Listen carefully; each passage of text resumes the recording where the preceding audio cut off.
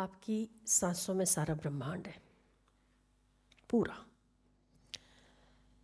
जितनी चीज़ें बाहर दिखती हैं, सारी सृष्टि में जो कुछ भी दिखाई देता है, जो कुछ भी आपकी नज़र से दिख रहा है या आपकी नज़र से ओझल है, वो सब कुछ आपके भीतर है। पर हम शांत नहीं हैं, हम उसे देख नहीं पाते, तो हमें आश्चर्य लगता है और हम उसे बाहर समझते हैं कि ये बुद्धिमानी का कार्य बाहर हो गया। आप अगर थोड़ा सा शांत होने का हर रोज अभ्यास करते हैं तो ब्रह्मांड के रहस्य खुलने लगते हैं, अद्भुत दर्शन होने लगते हैं। जब ध्यान अच्छी अवस्था में पहुंचता है तो जो संत इस धरती पर नहीं है, जिन्हें आपने कभी देखा नहीं, उनके भी दर्शन होते हैं, संकेत मिलते हैं। आप क्या करो क्या न करो की स्थिति में होते हैं जब, और आपको एक विचार मात्र उठता है कि क्या करना चाहिए।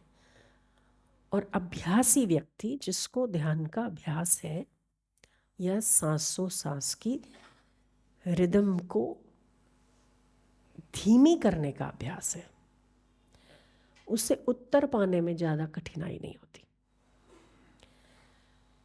जो चीज़ें आपसे जुड़ी हुई हैं वो तो प्राप्त होते ही हैं, पर जो चीज़ें आपसे जुड़ी हुई नहीं है उस समस्या का समाधान भी आपके भीतर प्राप्त होता है। इसीलिए शायद संतों ने उस नूरानी एक स्थिति में आके कहा होगा,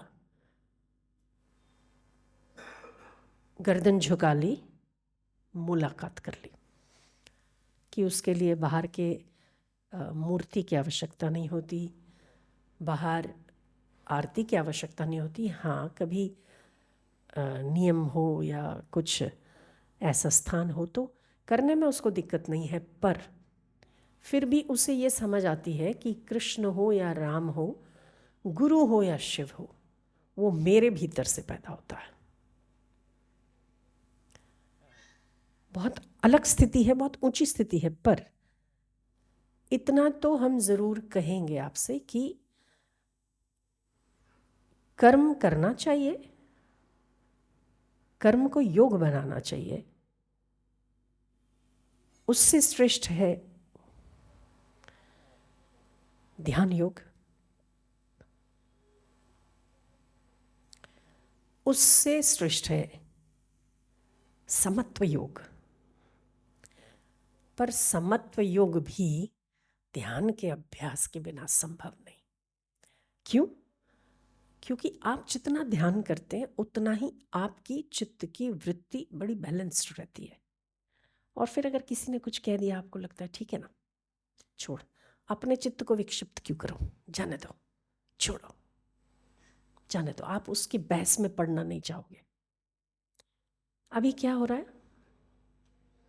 एक ने कहा, हमने कहा, तू कम नहीं है, मैं भी तुझे दिखाऊं कि मैं भी कम नहीं हूं, है ना।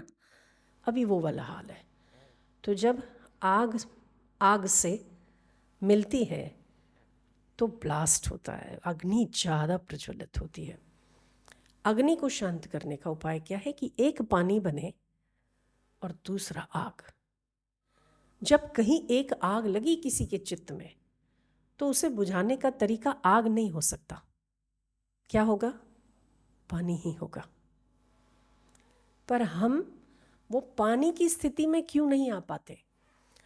ऐसा नहीं कि हम सत्संग नहीं सुनते, शायद सालों से, शायद हमने भी इतना नहीं सुना होगा जितना आपने सुना होगा। कुछ ऐसे लोग हैं कि जब बच्चे थे, मेरी उम्र बहुत छोटी थी, तब से आते हैं और तब से सत्संग सुनते हैं। हमारे जितने जितने बच्चे उनकी गोद में बैठ के उनको लाते थे, शायद मेरे से भी ज़्यादा सत्संग सुना होगा।